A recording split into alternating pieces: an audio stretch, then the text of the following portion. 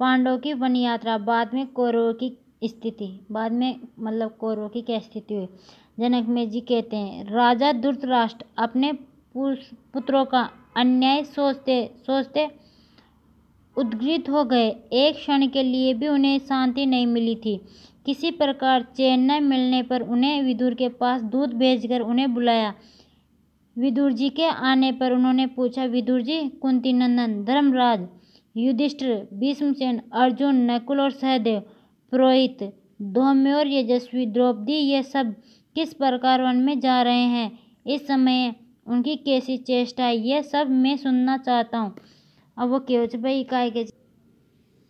विदुर जी ने कहा, महाराज, ये तो स्पष्ट ही है कि आपके पुत्रों ने छल से धर्मराज का राज्य और वैभव छीन लिया है। फिर भी विचारशील धर्मराज की बुद्धि धर्म से विचलित नहीं हुई है। इसी से वे कपटपूर्ण राज्य युक्त किए जाने पर भी आपके पुत्रों पर दया ही भाव रखते हैं। वे अपने क्रोध पर नेत्रों को बंद किए हुए हैं। ऐसा इसलिए कि कहीं उनकी लाल लाल आंखों के सामने पड़कर कौरव भस्म न हो जाए। इसी से धर्मराज युधिष्ठिर अपना मुंह वस्त्र से ढककर रास्ते में चल रहे हैं। भीष्मसेन को अपने बाहुबल का बड़ा अभिमान है। वे अपने आप को बेजोड़ समझते हैं, इसलिए वे वनगमन के समय शत्रुओं को अपनी बाहें फैला फैला कर दिखाते जा रहे हैं। समय पर मैं अपने बाहुबल का जोर दिखाऊंगा। कुंती नंदन अर्जुन धर्मराज पीछे पीछे धूल उड़ाते चल रहे हैं। इस प्रकार वे इस बात की सूचना दे रहे हैं कि युद्ध के समय शत्रुओं पर कैसी बाण वर्षा करेंगे। इस समय जैसे वह धूल अलग अलग उड़ रही है, वैसे ही अर्जुन शत्रुओं पर अलग अलग बाण वर्षा करेंगे। सहदेव ने अपने मुंह पर धूल मल रखी है। युधिष्ठिर के पीछे पीछे चलकर मानो वे यह कह रहे हैं कि कोई मेरा मुंह न देखे। नकुल ने तो अपने सारे शरीर में धूल मल ली है। उनका अभिप्राय यह है कि मेरा सहज सुंदर रूप देखकर कहीं मार्ग स्त्रियां मोहित न हो जाए। द्रौपदी समय रजस्वला है। वे एक ही वस्त्र पहने केस खोलकर रोते रोते जा रहे। उन्होंने चलते समय कहा है कि जिनके कारण मेरी यह दुर्दशा हुई है, उनकी स्त्रियां भी आज के 14 वर्ष अपने सर्वजनों की मूर्ति से दुखित होकर इसी प्रकार हस्तिनापुर में प्रवेश करेगी। सबके आगे आगे चल रहे हैं पुरोहित धौम्य। वे नेत्रीय कोण की और कुशकों की नोक करके यम देवता संबंधी शास्त्रों का गान कर रहे हैं। उनका अभिप्राय यह है कि रणभूमि कौरवों के मारे जाने पर उनके गुरु पुरोहित भी इस प्रकार के मंत्रों का गान करेंगे। पांडव की वन यात्रा से विकल होकर सभी नागरिक विलाप करते हुए कह रहे हैं कि हाय हाय, हमारे प्यारे सम्राट इस प्रकार वन में जा रहे हैं। कुरुकल के बड़े बूढ़ों की इस मूर्खता को धिक्कार। वे लोभवंश धर्मात्मा पांडव को देश निकाल रहे हैं। हम तो इनके बिना अनाथ हो गए हैं। इन अन्यायी कौरवों के साथ हमारी कोई सहानुभूति नहीं रही है। प्रजा इस प्रकार बिगड़ रही है और धर्म पांडवों के जाते ही आकाश में बिना मेघ के ही बिजली चमकी, पृथ्वी थरथरा गई, बिना अमावस्या ही सूर्य ग्रहण लग गया, नगरी दाहिनी और उल्कापात हुआ, गिद्ध गीदड़ और कोए आदि मांसभक्षी जीव देवालयों, बुर्जों, किलों और अटारियों पर मांस एवं हड्डियां डालने लगे। इन उत्पातों का फल है कि भरतवंश सत्यानाश। यह सब आपकी दुर्मिति का फल है। जिस समय विदुर धृतराष्ट्र इस प्रकार कह रहे थे कि उसी समय देवर्षि नारद बहुत से ऋषियों के साथ ययाक वहां आ पहुंचे और यह भयानक बात कहकर चलते बने कि दुर्योधन के अपराध के फलस्वरूप आज के 14 वर्ष भीष्मसेन और अर्जुन हाथों कुरुवंश का विनाश हो जाएगा।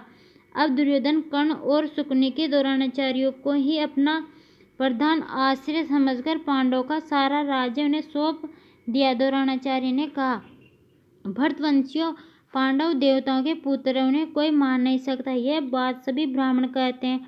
फिर भी धृतराष्ट्र के पुत्रों ने मेरी शरण ली है, इसलिए इनके सहायक राजाओं के साथ मैं अपनी शक्ति अनुसार इनकी पूरी सहायता करूँगा। मैं शरणागत का त्याग नहीं कर सकता। इच्छा न होने पर भी यह काम करना पड़ रहा है। क्या करूं? देव ही सबसे बलवान है।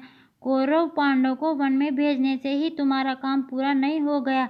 तुम्हें अपनी भलाई का प्रबंध शीघ्र करना चाहिए। तुम्हारा राज्य स्थायी नहीं है। यह 4 दिन की चांदनी है, 2 घड़ी का खिलवाड़ है। इससे फूलो मत। बड़े बड़े यज्ञ करो, ब्राह्मणों को दान दो, जो कुछ बने मन सुख भोग लो। 14 वर्ष तुम्हें बड़े कष्ट में पड़ना होगा। द्रोणाचार्य की बात सुनकर धृतराष्ट्र ने कहा, विदुर, गुरुजी का कहना ठीक है। तुम पांडवों को लौटा लाओ। यदि वे लौटकर न आवे तो उनको शस्त्र, रथ और सेवक साथ में दे दो। ऐसा प्रबंध कर दो जिससे मेरे पुत्र पांडव वन में सुख से रहे। यह कहकर वे एकांत में चले गए और चिंता करने लगे। उनकी सांस लंबी चलने लगी और चित्त विहल हो गया। उसी समय संजय ने उनसे कहा कि महाराज, आपने पांडवों को राजयुक्त करके वनवासी बना दिया, उन धन वैभव और भूमि हथियार ली। अब आप शोक क्यों कर रहे हैं? धृतराष्ट्र ने कहा, संजय, पांडवों से वीर करके भी भला किसी को सुख मिल सकता है। वे यदुकुलवंश बलवान और महारथी है। संजय ने तनिक गंभीर होकर कहा, महाराज, अब यह निश्चित है कि आपके कुल का तो नाश होगा ही। निश्चय प्रजा भी न बचेगी। भीष्म पितामह, द्रोणाचार्य और विदुर जी ने आपके द्वारा पुत्र दुर्योधन को बहुत रोका, फिर भी उस निर्लज ने पांडवों की प्रिय पत्नी धर्मपरायण द्रौपदी को सभा में बुलाकर अपमानित किया। विनाशकाल समीप आने पर बुद्धि मलिन हो जाती है। अन्याय भी न्याय के समान दिखने लगती है। वह बात हृदय में इतनी बैठ जाती है कि मनुष्य अनर्थों को स्वार्थ को अनर्थ देखने लगता है तथा मर मिटता है। काल डंडा मारकर किसी का सिर नहीं तोड़ता। उसका बल तो इतना ही है कि वह बुद्धि को विपरीत करके भले को बुरा और बुरे को भला दिखलाने लगता है। आपके पुत्र अयोनिजा पवित्रता अग्निदेवी से उत्पन्न सुंदरी द्रौपदी को भरी सभा में अपमानित करके भयंकर युद्ध को न्योता दे दिया। ऐसा निंदनीय काम दुष्ट दुर्योधन के अतिरिक्त और कोई नहीं कर सकता। धृतराष्ट्र ने कहा, संजय, मैं भी तो यही कहता हूँ कि द्रौपदी की आर्त दृष्टि से सारी पृथ्वी भस्म हो सकती है। हमारे पुत्रों में तो रखा ही क्या है। उस समय धर्मचारिणी द्रौपदी को सभा में अपमानित होते देखकर भरतवंश की सभी स्त्रियां गांधारी के पास आकर करुण क्रंदन करने लगी थी। ब्राह्मण भी हमारे विरोध हो गए हैं। वे सायकल हवन न करके नागरिकों के साथ उन्हीं बातों की चर्चा करते हैं और दुखी होते रहते हैं। जिस समय भरी सभा में द्रौपदी के वस्त्र खींचे गए थे, उस समय तूफान आ गया, बिजली गिरी, उत्पात हुआ, बिना अमावस्या के ही सूर्य ग्रहण लग गया। सारी प्रजा भयभीत हो गई थी। रथशाला में आग लग गई, मंदिरों की ध्वजाएं गिरने लगी, यज्ञशाला में सियारिने हुआ करने लगी, गधे रेखने लगे। ऐसे अपशगुन देखकर भीष्म, कृपाचार्य, सोमदत्त, ब्राह्मणिक और द्रोणाचार्य सभा भाव से उठकर चले गए। विदुर की सम्मति, मैंने द्रौपदी को मुँह मांगा वर दिया और पांडव को इंद्रप्रस्थ जाने की अनुमति दे दी। उसी समय विदुर ने मुझसे कहा था कि द्रौपदी को अपमानित करके फलस्वरूप भरतवंश नाश होगा। द्रौपदी देव के द्वारा उत्पन्न एक अनुपम लक्ष्मी है। वह पांडव के पीछे पीछे फिरती है। यह महान अपमान और केस पांडव युद्धवंशी और पांचाल नहीं सहेंगे, क्योंकि इनके सहायक और रक्षक है सत्य प्रतिज्ञ भगवान श्री कृष्ण। बहुत समझा बुझाकर विदुर हमारे कल्याण के लिए अंत में यही सम्मति दी कि आप सबके भले के लिए पांडवों से संधि कर लीजिए।